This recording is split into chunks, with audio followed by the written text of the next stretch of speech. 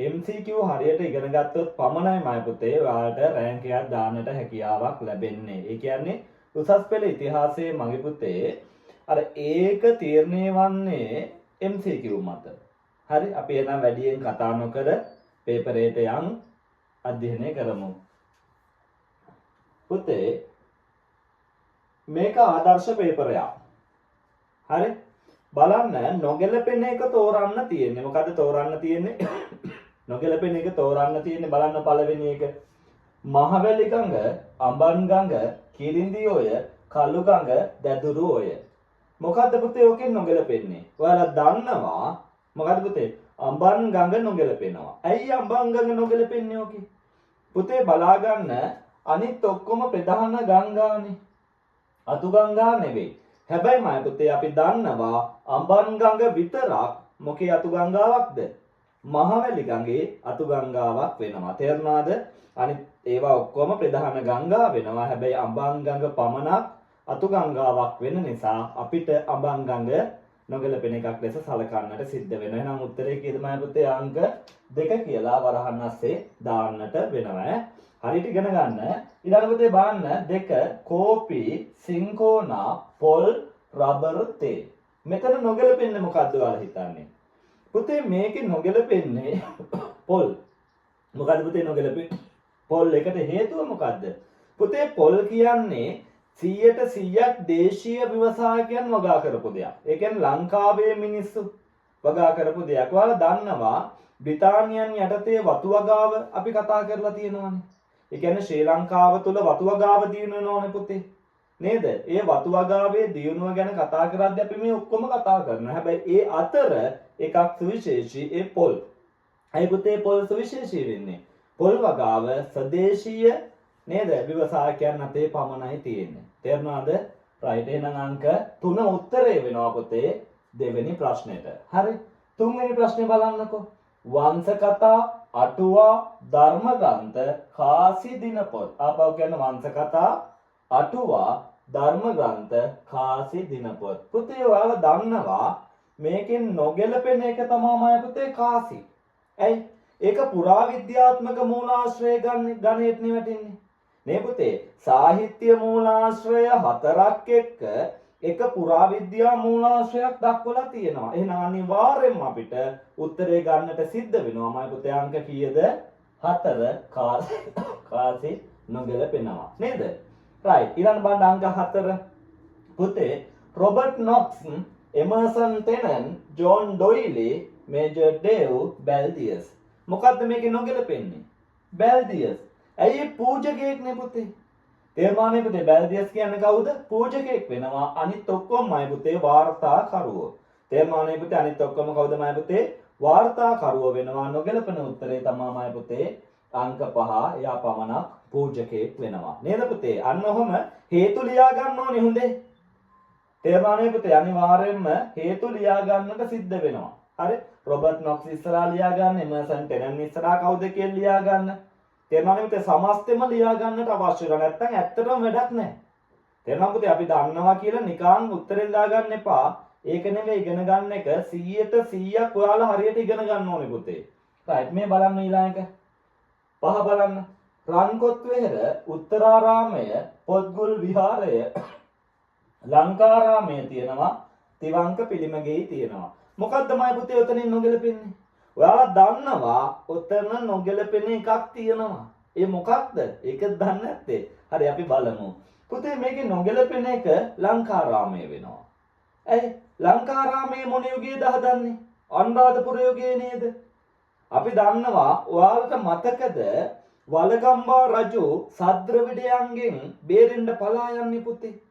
පලා යන අවස්ථාවේදී වලගම්බා සද්‍රවිඩයන්ට අහුවෙන්න යනවා. නේද? අහුවෙන්න යන අවස්ථාවේදී කරත්තෙන් පැනලා රජතුමාට පලා යන්න උදව් කරන්නේ කවුද? සෝමාදේවිය. අන්න ඔය සෝමාදේවිය සිහි වෙන්න හදපු ස්තූපය මොකද්ද පුතේ? සෝමාරාමය. ඔය සෝමාරාමයට වර්තමානයේ කියන නම ලංකාරාමය පුතේ. එහෙනම් අනුරාධපුර යුගයේ හදපු එකක් තියෙනවා මොකද්ද? ලංකාරාමයේ අනිත් හතරම පොළොන්නරු යුගයේ හදපු දේවල්. හේතු ලියා ගන්න. තේරෙනවද? අර හතරම ඉස්සරහා දාගන්නමයි පුතේ මොකක්ද? පොළොන්නරුවේ ලංකාරාමයට දාගන්න පුතේ සෝමාරාමය කියලා දාගන්න.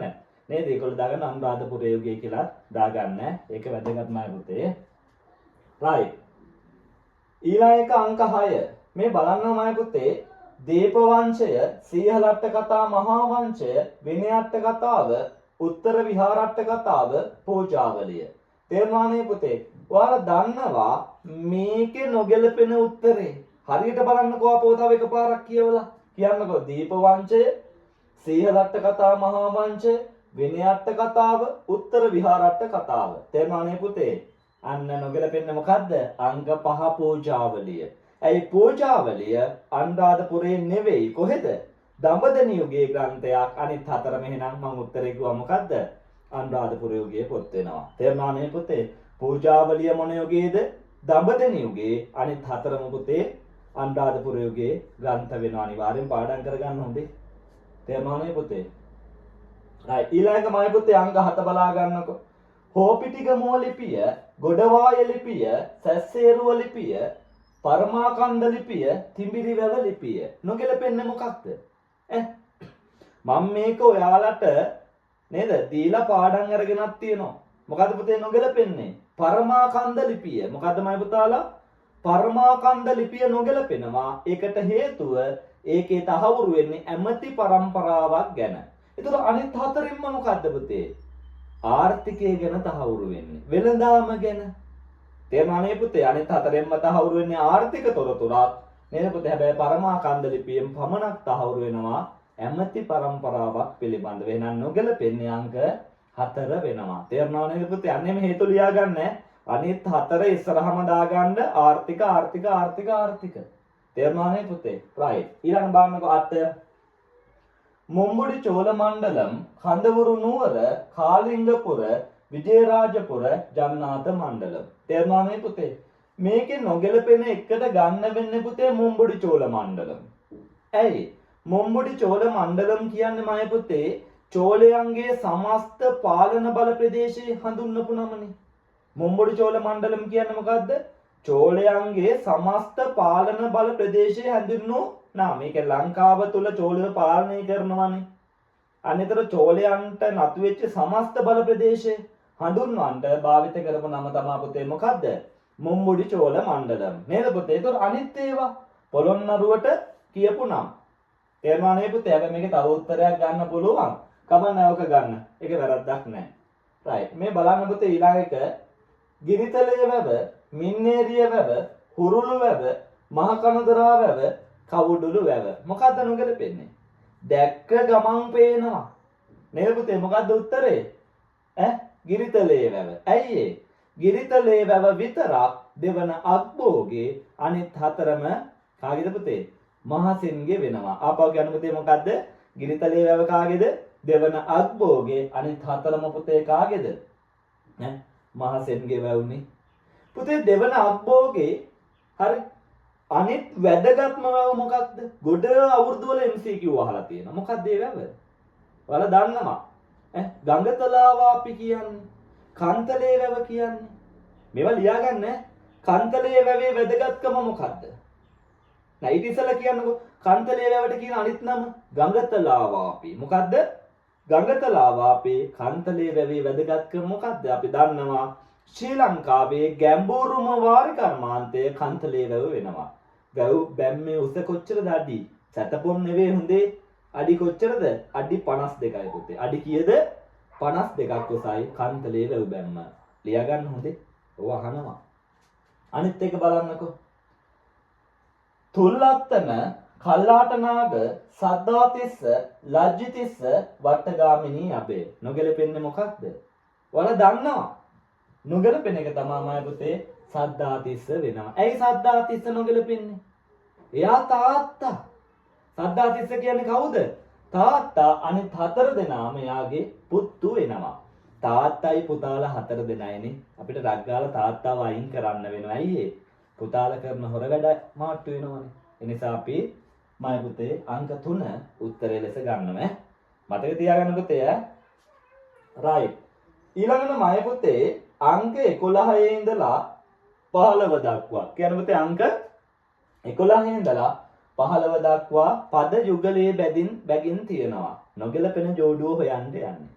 ගැලපෙන්නේ නැති මිනිස්සු ඉන්නව නේද? එයාලා අපේ ජීවිතෙන් අයින් කරන්න ඕනේ පුතේ. අන්න එයාලා හොයන්න යන්නේ හොඳේ. තේරුණාද? බලන්න පළවෙනි එක බුද්ධ වර්ෂ. හරිද වැරදිද කියලා බලන්නකෝ. සිදුවත් බෝසතාණන්ගේ බුද්ධත්වය සමග ආරම්භ වෙනවා. හරිද වැරදිද? වැරදිනේ. බුද්ධ වර්ෂ පටන් ගන්න උප්පත්තියෙන් නෙවෙයි. මොකෙන්ද? බුද්ධ පරිනිර්වාණයෙන්. බුදුහාඳුරෝ පිරිනිවන් පාන්නේ පුතේ. අන්න එදා ඉඳලා තමයි පුතේ බුද්ධ වර්ෂ ගණන් ගන්න. එහෙනම් ඒක උත්තරේනේ පුතේ. නේද? නොගැලපෙන එකයි තියෙන්නේ. ඒක මොකද්ද පුතා? අංක 1. තේරුණා නේද? හොඳට මතක තියාගන්න 1 කියලා දාගන්න. අනිත් ඒවා කතා කරන්න අවශ්‍ය නෑ මයි පුතේ. මේ අනිත් ඔක්කොම හරි පාඩම් කරගන්න.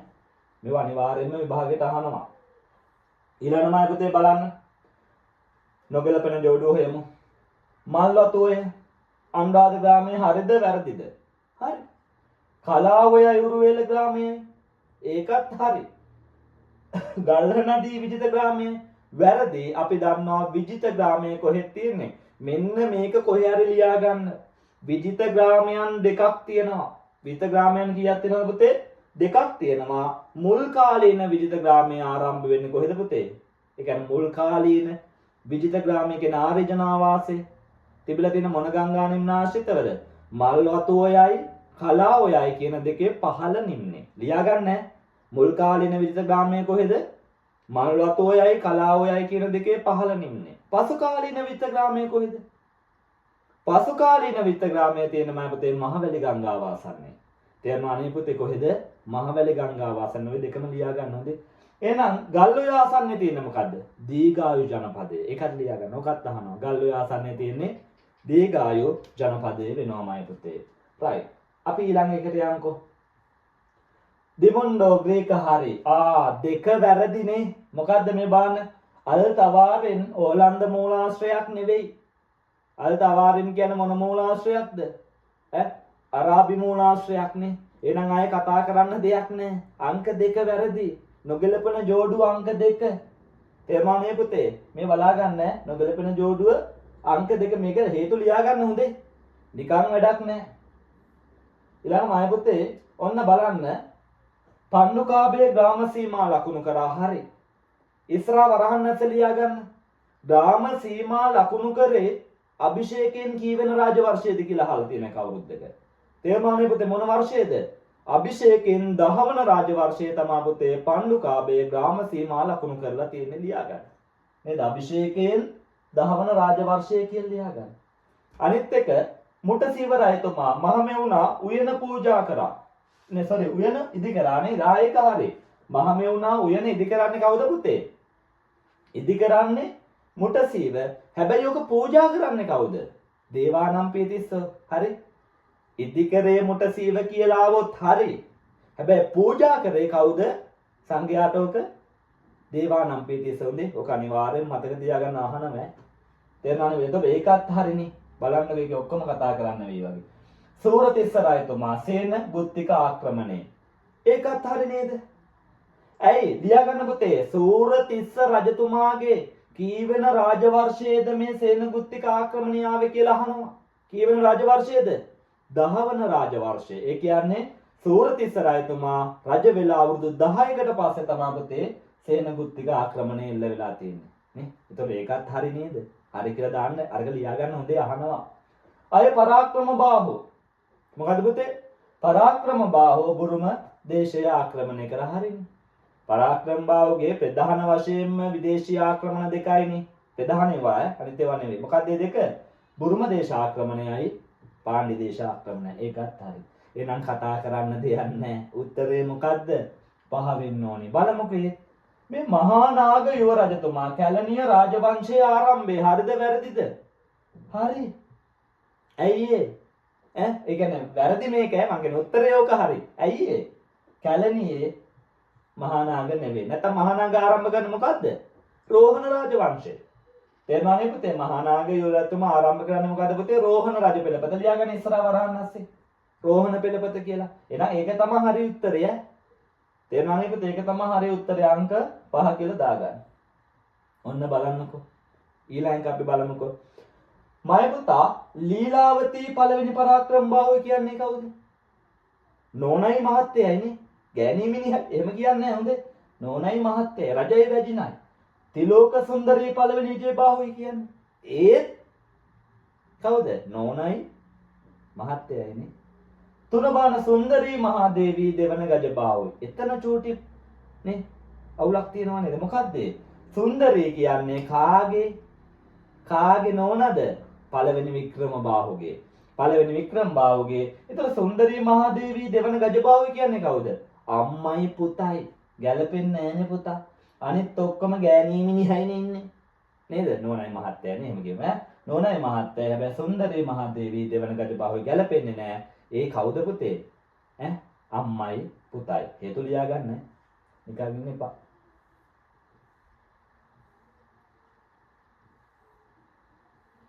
හරි පුතේ මේ බලා ගන්න ඊළඟ එක. පුතේ 16. 16ට ලේසි. මෙන්න මේ වගේ ප්‍රශ්න ගොඩාක් ලේසිමයි පුතේ. 16ට අංක 3 උත්තරේ. මං හේතු ටික කියන්නම් මේකේ උත්තරේ.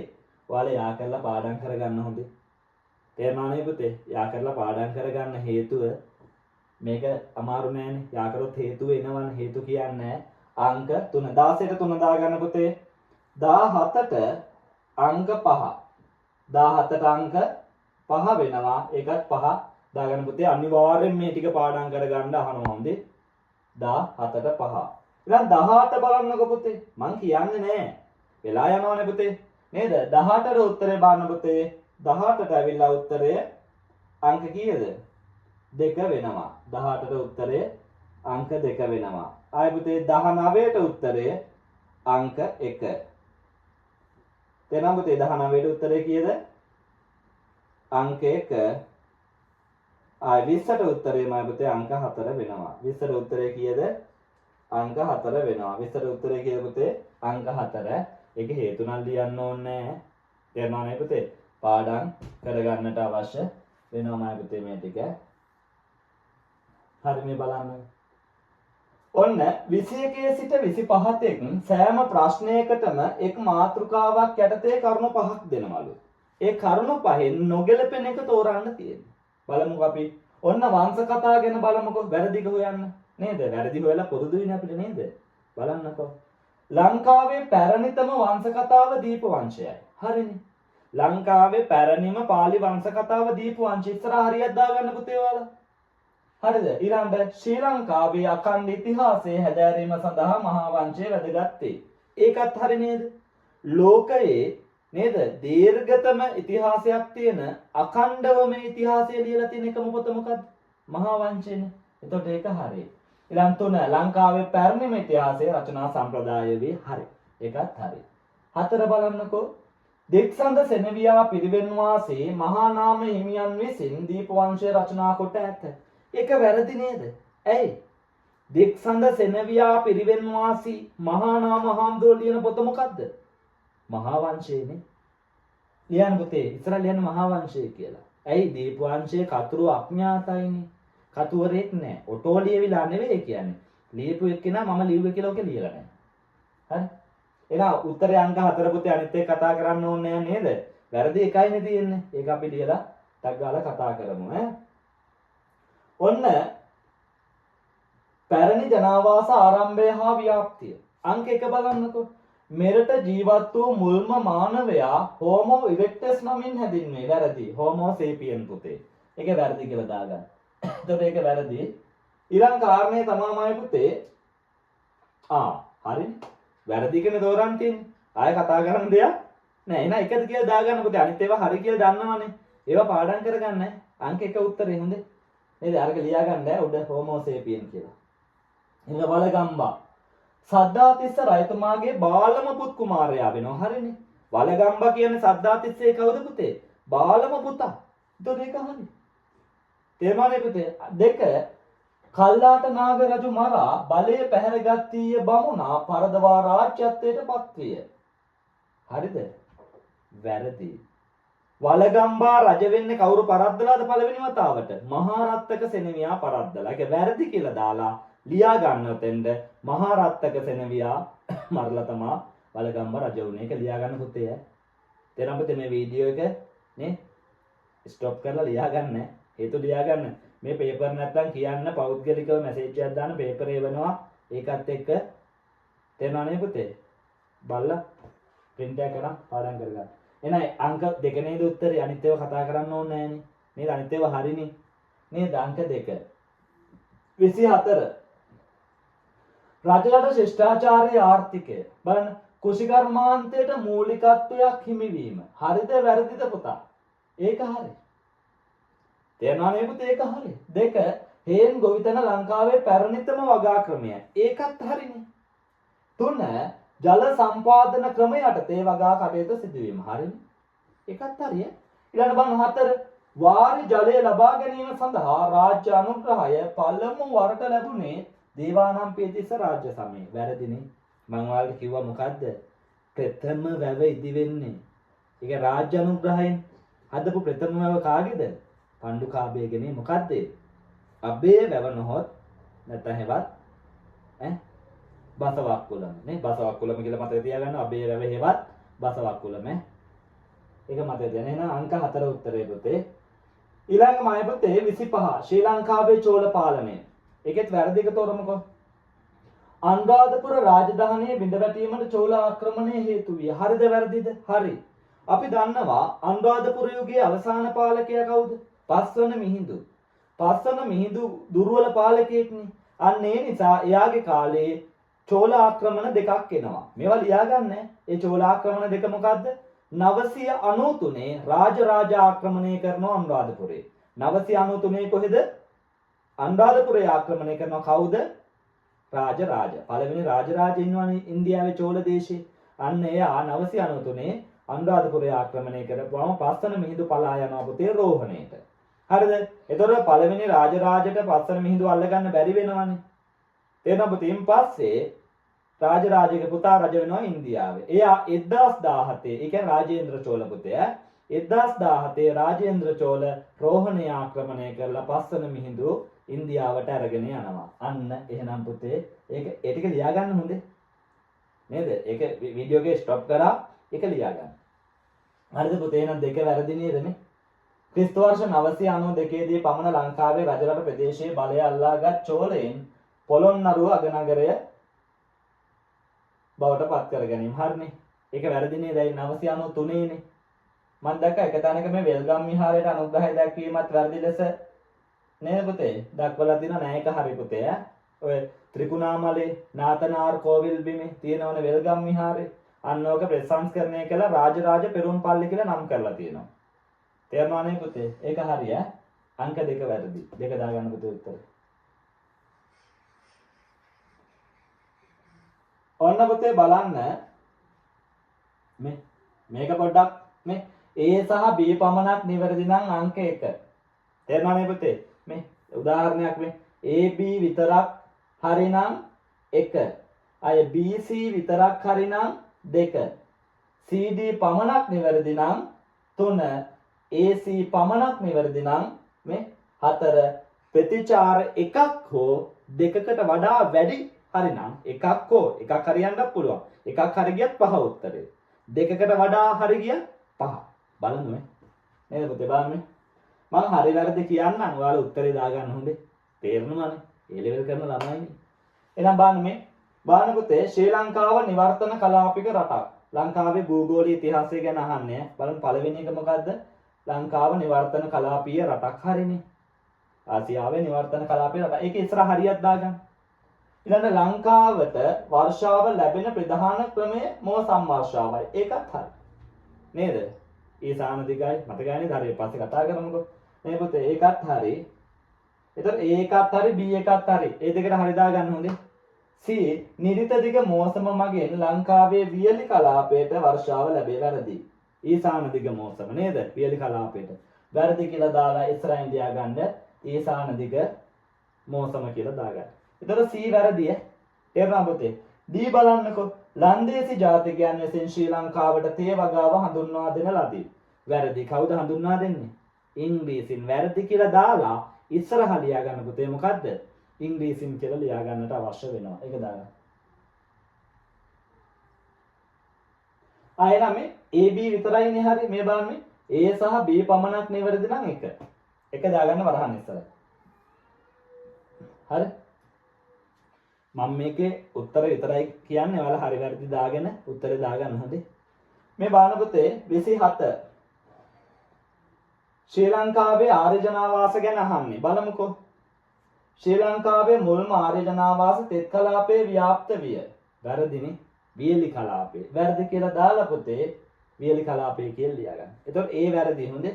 B ආර්යයන් ලංකාවට පැමිණෙන අවධියේදී ලංකාවේ සංවිධානාත්මක සමාජයක් නොපැවති අතර ආර්ය සංක්‍රමණයේ හේතුවෙන් සංවිධානාත්මක සමාජයක් ගොඩනගෙන ලදී. හරිද පුතේ? ඒක මෙහෙමයි. ඕක වැරදි දැම්මත් හරි දැම්මත් හරි වගේ. තේරුණානේ පුතේ? හැබැයි මයි පුතේ ඕකට දාන්න වෙන්නේ තේරුණා පුතේ වැරදි කියලා. තේරුණානේ පුතේ? සංවිධානාත්මක සමාජයක් ඇත්තටම තිබ්බනේ. තේරුණානේ පුතේ? ඕක හරි කියලා දාන්න වෙනවා. නේද? හැබැයි ඔය මම දැක්කෝ පේපර් එකට ඕක වැරදි කියලා දාලා තිබ්බේ. හරිද පුතේ? කමන්නේ ඔක හරි කියලා දාගන්න පුතේ. ඔක හරි දාන්න වෙනවා. කමන්නේ ඔක හරි කියලා දාන්න. ඒක අවුරුද්දක වැරදි කියලා දාලා තිබ්බ මම දැක්කෝ පේපර්. පළත් පේපරයක්. ඒක උත්තරේ දෙන්න මේකේ වැරදි කියලා. C එක බලන්නකෝ. ඒක හරි ඈ. B හරි පුතේ. C මුල් සංක්‍රමණ සිදුවන අවධියේදී ශ්‍රී ලංකාවේ යක්ෂ නාග දේවහාරාක්ෂ වැනි ගෝත්‍රික ජන වර්ග වාසය කොට ඇත. හරි පුතේ. ඒකත් හරි. Bත් හරි Cත් හරි.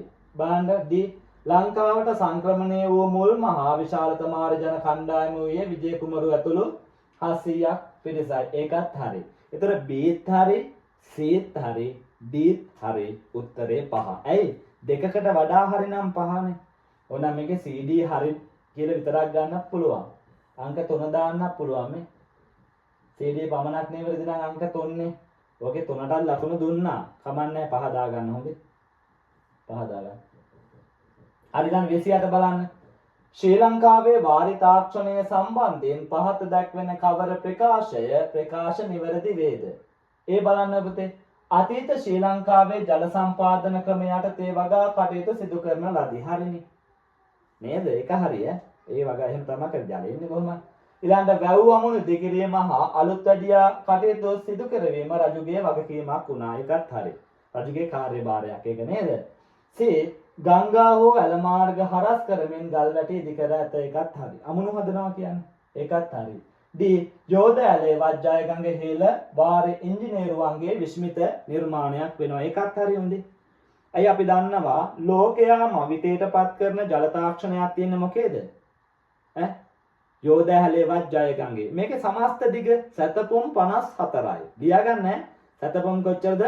54යි. මේකේ වතුර දෙන්නේ පුතේ කලාවැවේ ඉඳලා තිසාවැවට. ඒ කියන්නේ ජයගඟේ හෙවත් යෝධයලා හදන්නේ තේරුණා පුතේ කලාවැවේ තියෙන වතුර ටික තිසාවැවට අරගෙන යන්න.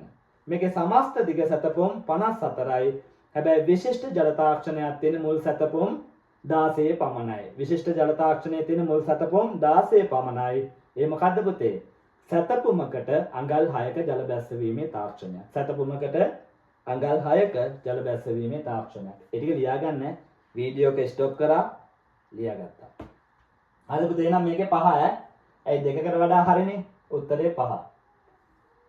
ඊළඟ පුතේ එලාර රාජ්‍ය සමය සම්බන්ධයෙන් පහත සඳහන් කවර ප්‍රකාශ නිවැරදි වේද? මේ බලන්න A. ලංකාවට එල්ල වූ පළමු විදේශ ආක්‍රමණය එලාරගේ ආක්‍රමණය වැරදි. ලංකාවට ආපු ප්‍රථම විජාතික ආක්‍රමණය මොකද්ද? ඔව් සේනගුත්තික ආක්‍රමණය නේද? සූරතිස්ස රාජ්‍ය කාලේ ඉන්නේ. සූරතිස්ස රජතුමාගේ 10 වන රාජ වර්ෂය වෙනවා මම පුතේ මොකද්ද? සේනගුත්තික ආක්‍රමණය නේද? අන්න එතකොට ඒක වැරදි ඈ. දෙක බලන්න. අසේල රජු පරදවා එලාර ලංකාවේ සිහිසුන අත්පත් කරගන්නා ලදී. හරි. නේද? අසේලගේ 10 වන රාජ වර්ෂය තමයි එලාර ලංකාව ආක්‍රමණය කරන එක හරි. හරිද පුතේ? ඊළඟ C බලන්න. එලාර විදේශිකයෙකු වුවද ධාර්මික පාලකයෙකු වූ බව මහා වංශයේ සඳහන් වේ. හරි. ඒකත් හරි. මහා වංශයේ තියෙන එලාර ධාර්මික පාලකයෙක් කියලා නේද පුතේ? එතකොට C හරි ඈ. D පළවෙනි විජේ බාවුරායතුමා විසින් එලාර පළවා හැර ලංකාව එක්සත් කරන ලදී වැරදි. නේද? එලාර පරද්දන්නේ කවුද? දුටු ගැමුණු නේද? ඒක නිසා ඒක වැරදි. නේද? ඉතින් ලියා ගන්න එලාර පරද්දන්න දුටු ගමනු කියලා. හරි එතකොට පුතේ උත්තරේ BC පමණයි. එහෙනම් දෙක නෙමෙයි. BC පමණක් නම් දෙකම. දැන් අපිට මේවා පාඩම් කරගන්න. ඊළඟ පුතේ බලන්න මේ ශ්‍රී ලංකාවට බුදුදහම හඳුන්වා දීම සම්බන්ධයෙන් පහත සඳහන් කවර ප්‍රකාශ නිවැරදි වේද? හරි බලන්න මේ. පුතේ මේ බලන්න දේවානම්පියතිස්ස රාජ්‍ය සමයේ ලංකාවට බුදුදහම හඳුන්වා දුන්නා හරි. නේද? මිහිඳු හාමුදුරුවනේ දේවානම්පියතිස්සේ කාලේ එක හරියට දාගන්න. හොඳේ. B මිහිඳු හිමියන් ඇතුළු ධර්ම දූතයන් වහන්සේලා විසින් මහායාන බුදුදහම ලංකාවට හඳුන්වා දීම. ඒක වැරදි. ඇයි? අපි දන්නවා මිහිඳු හාමුදුරුවෝ ඇවිල්ලා මහායාන බුදුදහම නෙවෙයි හඳුන්වා දුන්නේ පුතේ ථේරවාදී බුදුදහම. තේරෙනවනේ පුතේ? ථේරවාදී කියලා දාගන්න මහායාන එක නේද? අන්ඩර්ලයින් කරලා ථේරවාදී කියලා වරහන් ඇස්සේ ලියා ගන්න. හොඳේ?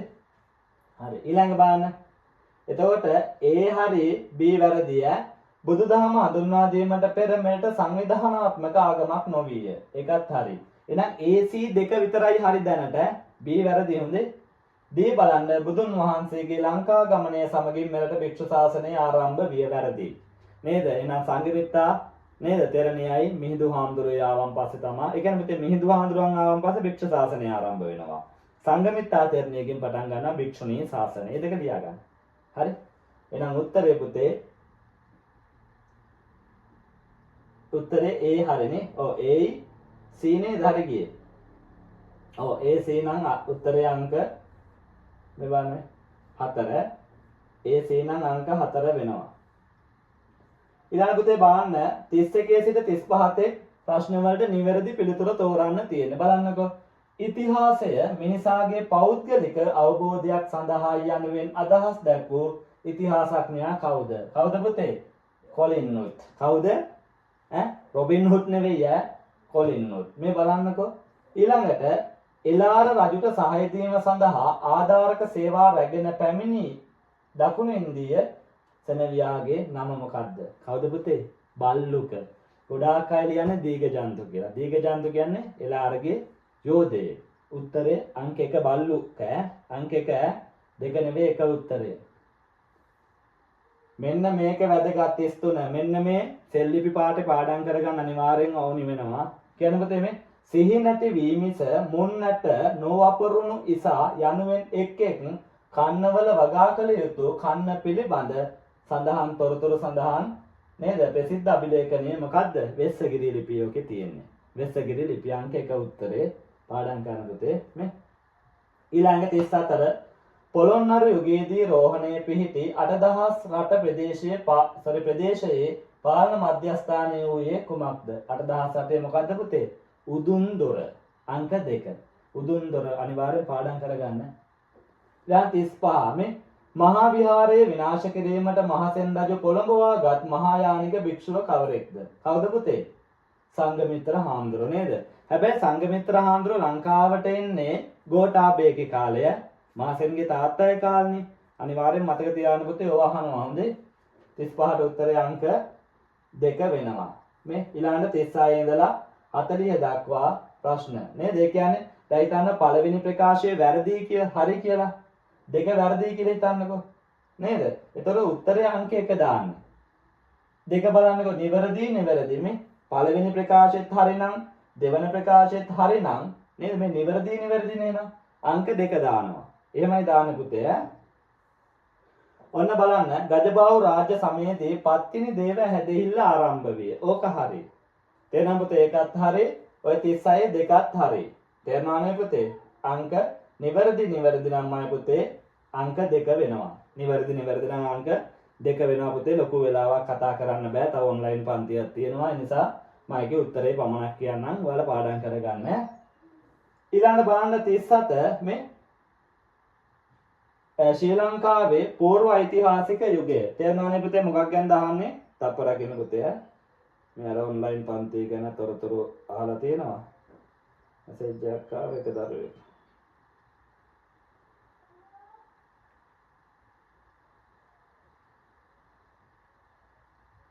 හරි. හරි බලන්න පුතේ මොකද්ද? 36ද? නෑ 37 නේද? මේ බලන්න. ශ්‍රී ලංකාවේ පූර්ව ඓතිහාසික යුගයට අයත් මානවයා බලංගොඩ මානවයා ලෙස හැඳින්වේ. වැරදි පුතේ පූර්ව ඓතිහාසික අන්ඩර්ලයින් කරලා මධ්‍ය ශිලා යුගය කියලා දාගන්න. මේක අන්ඩර්ලයින් කරලා හරි එක මධ්‍ය ශිලා යුගය නිසා එක වැරදි. එක වැරදි 37 පළවෙනි ප්‍රකාශය වැරදි. 37 2 පූර්ව ඓතිහාසික යුගයේ මානවයා ඒක හරි පුතේ. එතකොට වැරදි නිවැරදි බලන්නකො මේ වැරදි නිවැරදි නම් උත්තරේ 4. තේරුණා පුතේ අංක 4 දාගන්න. ඊළඟට 38 මධ්‍යගත පාලනයේ දුර්වල වීම අනුරාධපුර රාජධානිය බිඳ වැටීමට හේතු විය. ඒක හරි. 38 එක හරි.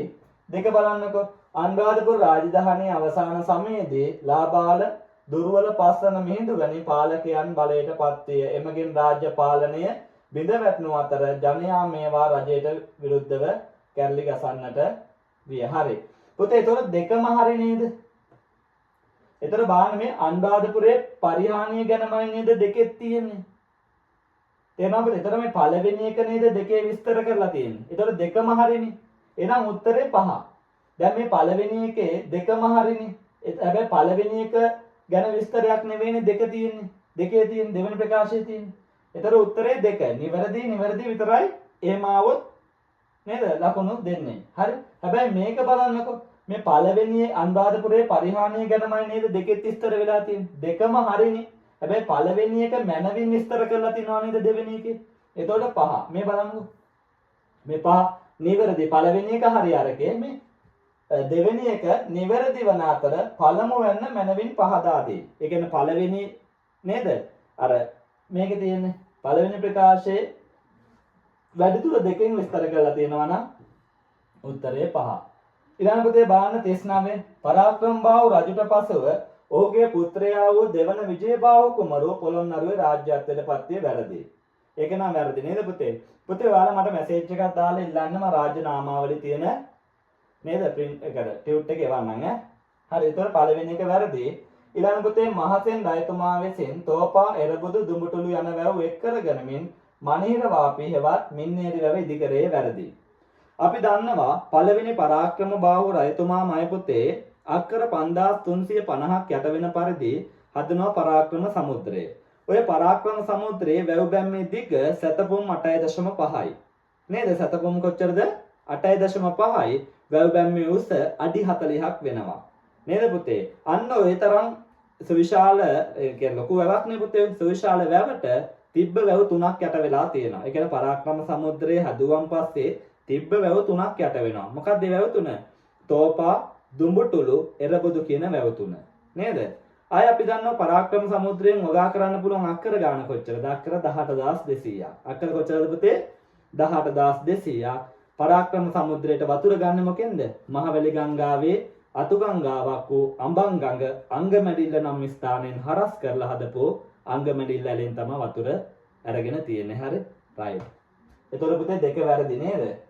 එතකොට පුතේ බලන්න පළවෙනි එකත් වැරදි දෙකත් වැරදි මේ.